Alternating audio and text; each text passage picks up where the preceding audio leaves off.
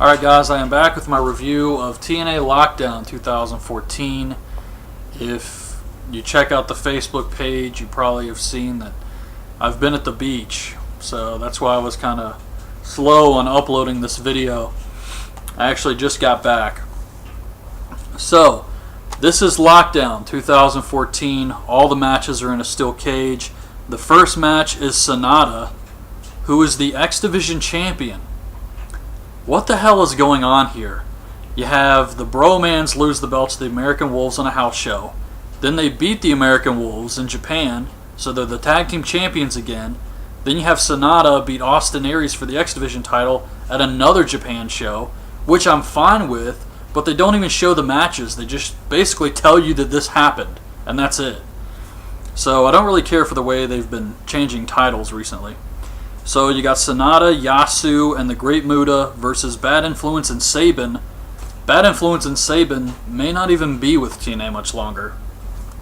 From what I read online, Bad Influence and Sabin are not scheduled for the next 4 weeks of Impact. And Sabin I could understand. I hear rumors they want to go in a new direction with some younger guys. I can understand Sabin because they're not really doing anything with him. I don't know how that's going to affect the alpha female if they do get rid of Sabin. But Bad Influence are a great tag team, and they have a lot of potential that TNA has barely even scratched the surface on. So that's just a complete waste, but hey, they could kick ass on the indies, so whatever.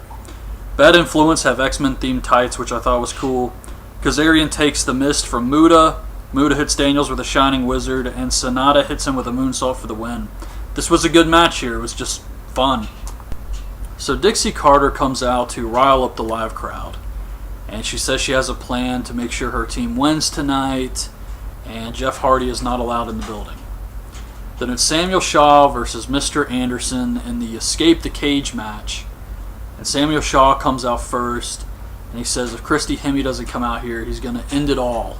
And he climbs to the top of the cage and acts like he's going to jump off and kill himself. So Anderson interrupts his suicide attempt, and he tells him he needs to jump from at least 4 or 5 stories if he wants to kill himself properly. So he says, how about this? I'll beat you up and then drive you to a place where you can kill yourself. And I thought it was kind of messed up that this is a guy who has obvious psychological disorders. And then there's Samuel Shaw. But Anderson is basically encouraging this guy who's mentally disturbed to hurt himself.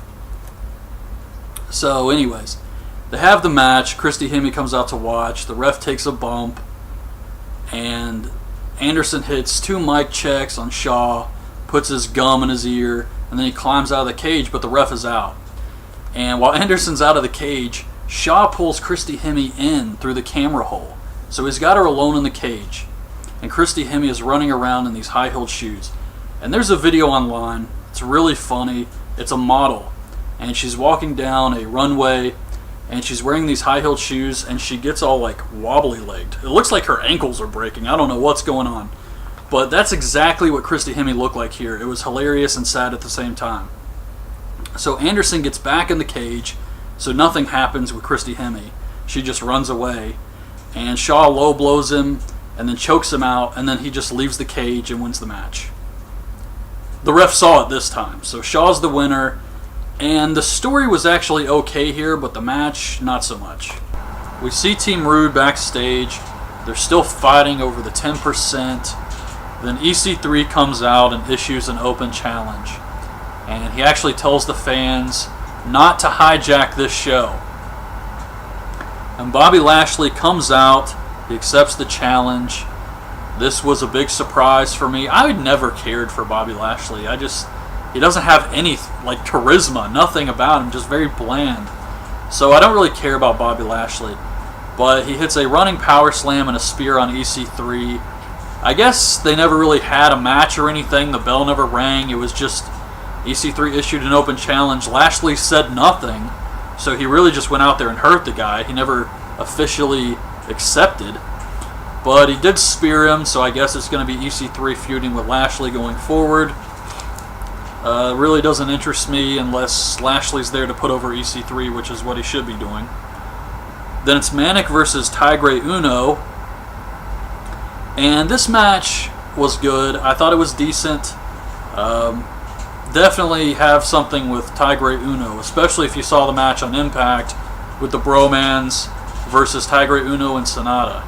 I think this guy could be something special. Manic, I don't really know if he has much of a future left with TNA, but Tigre Uno hits the Sabertooth Splash for the win. You know, something else about Tigre Uno. This guy seems to be way more adaptable to the American style of wrestling.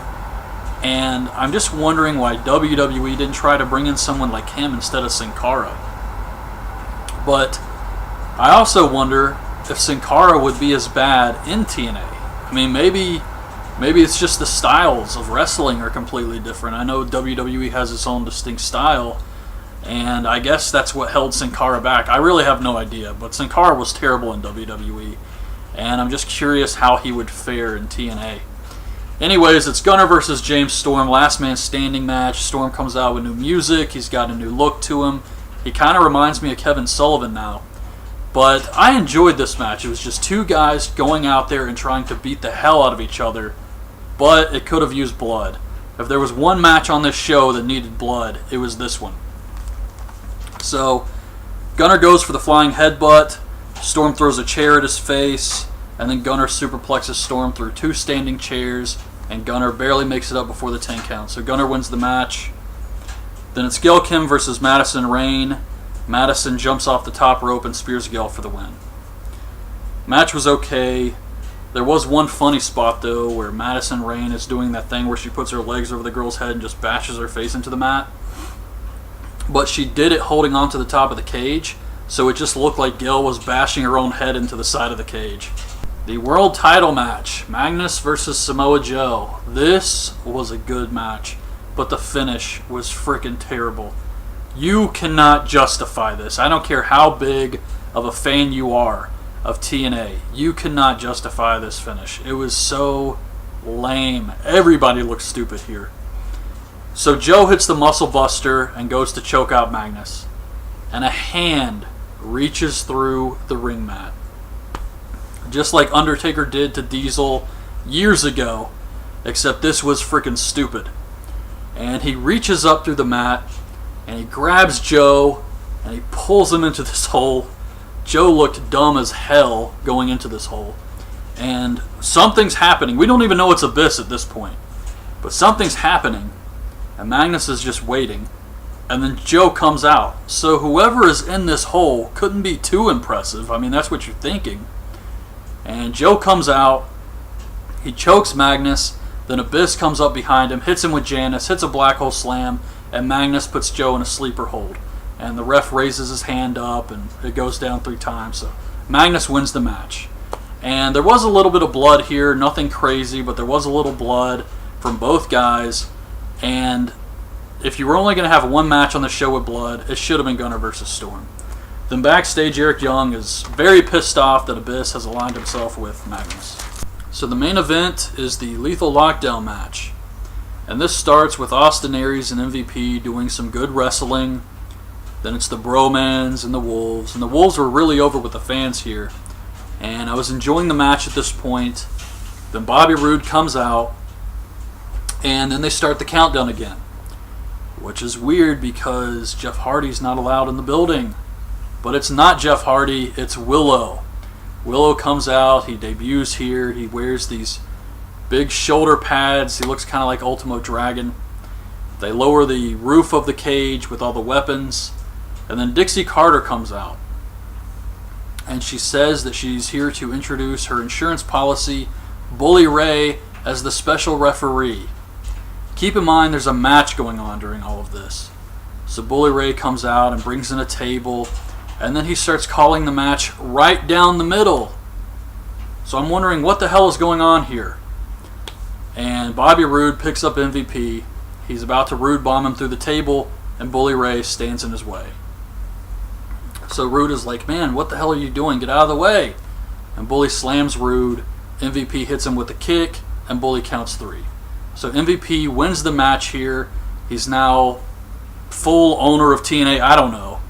And Dixie Carter's freaking out, running around, yelling at Bully Ray, yelling at everyone, and Bully Ray puts Rude through the table with a powerbomb to end the show. That was Lockdown. This match could have been good, but once again hurt by overbooking. Way too much unnecessary shit that made no sense going on here. Bully Ray, a guy who was recently, just like a month ago, running around trying to set people on fire, is now a babyface. What?